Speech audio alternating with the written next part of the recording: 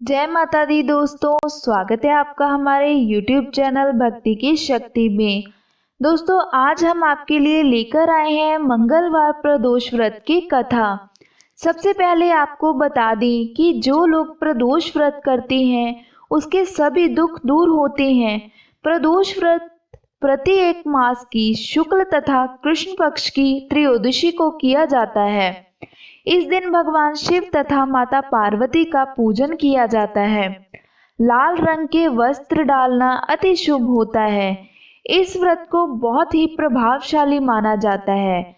जो प्राणी प्रदोष का व्रत करता है, भोलेनाथ स्वयं उसकी रक्षा करते हैं। यह व्रत भगवान शिव की कृपा पाने के लिए किया जाता है।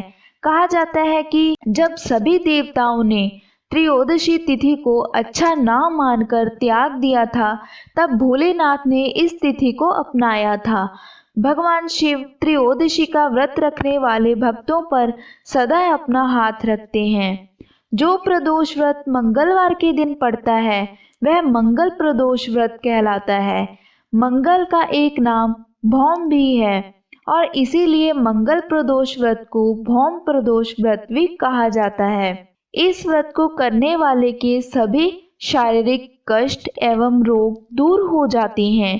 मंगलवार प्रदोष व्रत जीवन में समृद्धि लेकर आता है। माना जाता है कि कर्ज से मुक्ति प्राप्त करने के लिए मंगल प्रदोष व्रत किया जाता है। मंगल दोष को दूर करने के लिए भी मंगल प्रदोष व्रत अति उत्तम है। आइए अब आपको सुनाते हैं मंगलवार प्रदोष व्रत की कथा।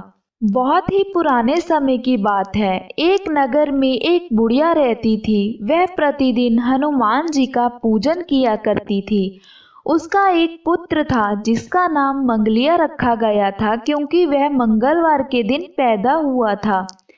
वह बुढ़िया हर मंगलवार को विधि विधान से हनुमान जी का व्रत किया करती थी। उस दिन वह ना घर को लीपती और ना मिट्टी खोदती थी। बुढ़िया को व्रत करते हुए अनेकों साल बीत गए। एक दिन भगवान हनुमान जी ने उस बुढ़िया की परीक्षा लेने की सोची। वह एक साधु का रूप लेकर बुढ़िया के घर पहुंच गए। उन्होंने दरवाजे पर जोर जोर से आवाज लगाई और बोले कि अगर यहाँ कोई हनुमान भक्त है तो मेरी इच्छा को पूरा करे। साधु महाराज की आवाज सुनकर बुढ़िया घर से बाहर आई और पूछने लगी, आपकी क्या इच्छा है महाराज? साधु महाराज ने कहा कि मैं बहुत भूखा हूँ, तुम यहाँ थोड़ी सी जमीन लीप दो, मैं भोजन बनाकर खा लूँगा। बुढ़िया ने कहा, बाबा, लीपने खोदने के अलावा अगर कोई और काम हो तो बताएं, मैं अवश्य करूँगी।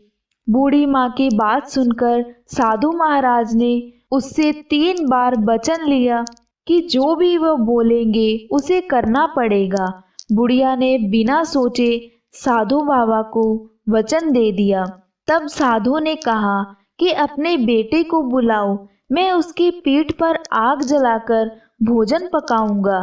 यह सुनकर बूढ़ी माँ के पैरों तले जमीन निकल गई, लेकिन वह वचनबद्ध थी। उसने अपने दुखी मन से अपने पुत्र को बुलाया और साधु महाराज को सौंप दिया। साधु महाराज ने बुढ़िया से कहा कि अपने पुत्र को उल्टा करके इसकी पीठ पर आग जला दो।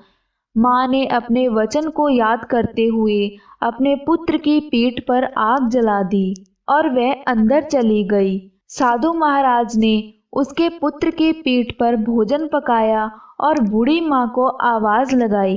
बूढ़ी माँ अंदर से आई तो साधु बाबा बोले, भोजन बन गया है, आओ तुम प्रसाद ले लो और अपने पुत्र को भी बुला लो ताकि वह भी प्रसाद ले ले। बूढ़ी माँ ने बोला, साधु महाराज, जिसकी पीठ पर आग जलाकर भोजन बनाया है, अब वह कहाँ से आएगा? कृपया उसकी याद दिलाकर मुझे और दुखी ना करें।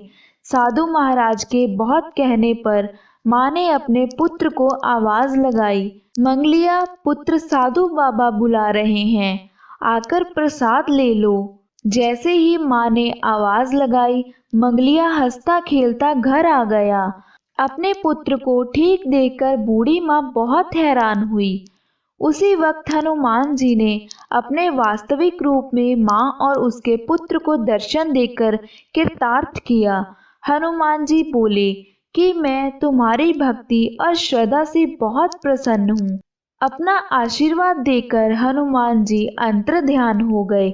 भगवान, जैसे आपने माँ और पुत्र को दर्शन देकर कृतार्थ किया, वैसे हम सबको करना। कथा सुनने वाले का भी भला और सुनाने वाले का भी भला। जय हनुमान जी की। ओम नमः शिवाय। अब जानते हैं कि प्रदोष को प्रदोष कैसे कहा जाने लगा। प्रदोष को प्रदोष कहने के पीछे एक कथा जुड़ी हुई है जो इस प्रकार है। एक बार चंद्रदेव को क्षय रोग हो गया था। प्रजापति दक्ष के श्राप के कारण यह रोग हुआ था, जिसके चलते उन्हें मृत्यु के समान कष्ट होने लगा। भगवान शिव ने चंद्रदेव के दोष का निवारण कर उन्हें त्रयोदशी के दिन पुनः जीवन दान दिया और क्षय रोग से मुक्त किया।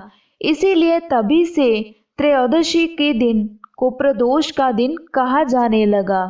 इस दिन भगवान भोलेनाथ तथा माता पार्वती का पूजन करना चाहिए।